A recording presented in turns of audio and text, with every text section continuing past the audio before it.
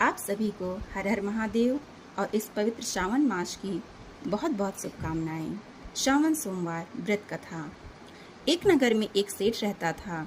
उसे धन ऐश्वर्य की कोई कमी ना थी, फिर भी वह दुखी था क्योंकि उनके कोई पुत्र नहीं था। पुत्र प्राप्ति के लिए वह प्रत्येक सोमवार को व्रत रखता था तथा पूरी श्रद्धा के साथ शिवालय में जाकर भगवान गौरी शंकर की पूजा करता था। उसके भक्ति भाव से दयामयी पार्वती जी द्रवित हो गईं और एक दिन अच्छा अवसर देखकर उन्होंने शंकर जी से विनती की, स्वामी, यह नगर सेठ आपका परम भक्त है, नियमित रूप से आपका व्रत रखता है, फिर भी पुत्र के अभाव से पीड़ित है, कृपया इसकी कामना पूरी करें। दयालु पार्वती की ऐसी इच्छा को सुनकर भगवान शंकर ने कहा, पार्वती, ये संसार है, कर्म भूमि है, इसमें जो जैसा करता है वह वैसा ही भरता है। इस साहूकार के भाग्य में पुत्र सुख नहीं है। शंकर के इनकार से पार्वती जी निराश नहीं हुई। उन्होंने शंकर जी से तब तक आग्रह करना जारी रखा जब तक कि वे साहूकार को पुत्र सुख देने को तैयार नहीं हो गए। भगवान शंकर ने पार्वती से कहा, तुम्हारी इच्छा है इसीलिए मैं इसे एक पुत्र प्रदान करता हूँ, लेकिन उसकी आयु केवल 12 वर्ष की होगी। संयोग से नगर सेठ गौरी शंकर संवाद सुन रहा था। समय आने पर नगर सेठ को सर्व सुख संपन्न पुत्र रत्न की प्राप्ति हुई। सब और खुशियां मनाई गईं। नगर सेठ को बधाई दी गई, लेकिन नगर सेठ की उदासी में कोई कमी नहीं आई, क्योंकि वह जानता था कि यह पुत्र केवल 12 वर्ष के लिए प्राप्त हुआ है। उसके बाद काल इसे मुझसे छीन लेगा।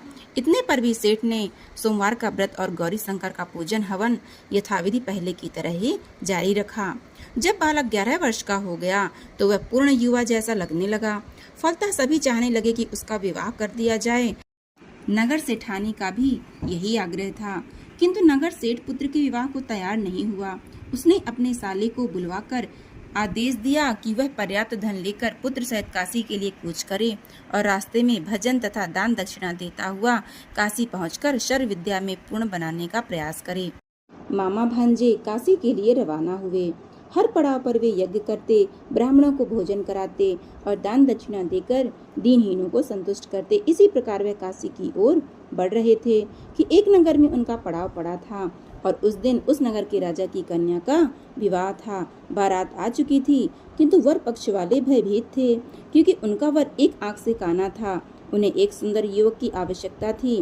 गुप्तचरों से राजा को जब सेठ के पुत्र के रूप में गुण की चर्चा का पता लगा तो उन्होंने विवाह के पूरा होने तक लड़का यदि दूल्हा बना रहेगा तो वे उन दोनों को बहुत धन देंगे और उनका एहसान भी मानेंगे।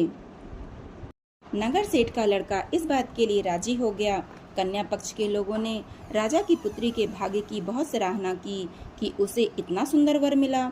जब सेठ का पुत्र विदा होने लगा तो उसने राजा की पुत्री की चुनरी पर लिख दिया कि तुम्हारा विवाह मेरे साथ हुआ है। मैं राजा का लड़का ना होकर नगर सेठ का पुत्र हूँ और विद्या अध्ययन के लिए काशी जा रहा हूँ। राजा का लड़का तो काना है। राजा की लड़की ने अपनी चुनरी पर कुछ लिखा हुआ देखा तो उसे पढ़ा और विदा के समय काने लड़के के साथ जाने से इनकार कर दिया। फलतः राजा की बारात खाली हाथ लौट गई। नगर सेठ का पुत्र काशी जाकर पूरी श्रद्धा और भक्ति से विद्या अध्ययन में जुट गया। उसके मामा ने यज्ञ और दान पुण्य का काम जारी रखा। जिस दिन लड़का पूरे 12 वर्ष का हो गया उस दिन भी और दिनों की तरह यज्ञादि हो रहे थे। तभी उसकी तबीयत खराब हुई। वह भवन के अंदर ही कमरे में जाकर लेट गया। थोड़ी देर में मामा पूजन करने को उसे लेने आया तो उसे मरा देखा तो उसे अत्यंत दुख हुआ और वह बेहोश हो गया। जब उसे होश आया तो उसने सोचा कि यदि मैं रोया चिल्लाया तो पूजन में विघ्न पड़ेगा, ब्राह्मण लोग भोजन त्याग कर चल देंगे। अतः उसने धैर्य धारण कर समस्त कार्य निपटा लिए। उसके बाद जो उसने रोना शुरू किया तो उसे सुनकर सभी के हृदय विदीर्ण होने लगे। सौभाग्य से उसी समय उसी रास्ते से गौरी शंकर जा रहे थे। गौरी के कानों में वह करुण क्रंदन पहुंचा तो उनका वात्सल्य से पूर्ण हृदय करुणा से भर गया। सही स्थिति का ज्ञान होने पर उन्होंने शंकर भगवान से आग्रह किया कि वे बालक को पुनः जीवन प्रदान कर दें। शंकर भगवान को पार्वती जी की प्रार्थना स्वीकार करनी पड़ी। नगर सेठ का इकलौता लाल पुनः जीवित हो गया। शिक्षा समाप्त हो चुकी थी। मामा भांजे दोनों वापस अपने नगर के लिए रवाना हुए। रास्ते में पहले की तरह दान दक्षिणा देते उसी नगर में पहुँचे जहाँ राजा की कन्या के साथ लड़के का विवाह हुआ था तो ससुर ने लड़के को पहचान लिया। अत्यंत आदर सत्कार के साथ उसे महल में ले गए। शुभ मुहूर्त निकालकर कन्या और जमाता को पूर्ण दहेज के साथ विदा किया। नगर सेठ का लड़का पत्नी के साथ जब अपने घर पहुंचा तो पिता को यकीन ही नहीं आया। लड़के के माता पिता अपनी हवेली की छत पर चढ़े बैठे थे। उनकी प्रतिज्ञा थी कि वहां से तभी उतरेंगे जब उनका लड़का स्वयं अपने हाथ से उन्हें नीचे उतारेगा, वरना ऊपर से ही छलांग लगाकर आत्महत्या कर लेंगे।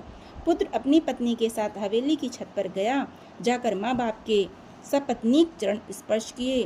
पुत्र और पुत्रवधू को देखकर नगर सेठ और सेठानी को अत्यंत हर्ष हुआ।